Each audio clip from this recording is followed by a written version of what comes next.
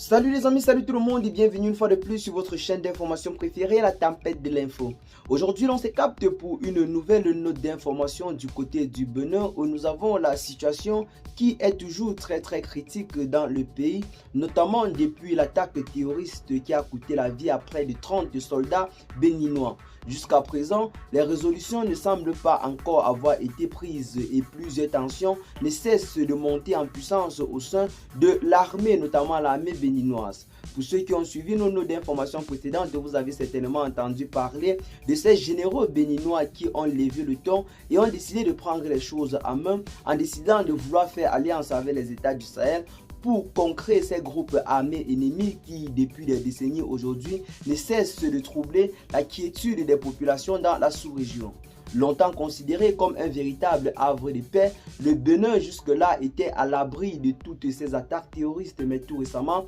ceux-ci ont reçu une visite foudroyante de ces ennemis de la paix qui ont lourdement endeuillé les forces armées. Et en ce moment, plusieurs hommes en tenue dans le pays réclament en quelque sorte réparation ou alors que des mesures soient prises urgemment pour en quelque sorte anticiper les prochaines attaques. Le pouvoir en place dirigé par Patrice Talon semble être très précaire et jusque-là ne semble pas prendre les décisions à deux mains. Pour ceux qui ont suivi les notes d'information récemment, l'on a certainement entendu parler d'une tentative de déstabilisation qui aurait été avortée dans le pays, notamment due au mécontentement de ces forces de l'ordre qui accusent en quelque sorte le pouvoir exécutif de les avoir laissés tomber ou alors de ne pas trop prendre en charge leur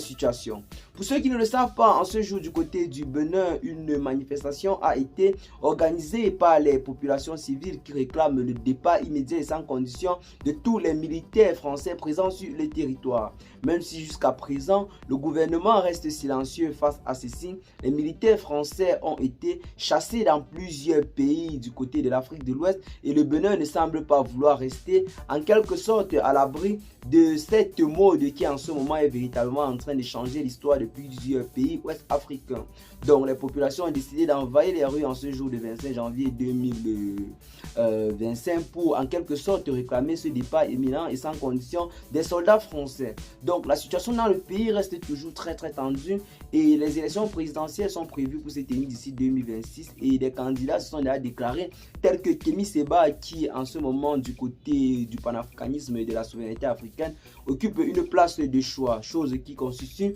une véritable mauvaise nouvelle pour le pouvoir en place, notamment celui dirigé par Patrice Talon. Et bien les amis, qu'est-ce que vous en pensez pour ce qui est de cette nouvelle note informative? Partagez massivement la vidéo à vos amis si vous l'avez trouvée intéressante. Abonnez-vous à la chaîne si ce n'est pas encore fait et à très bientôt les gars pour de nouvelles notes d'informations. Ciao.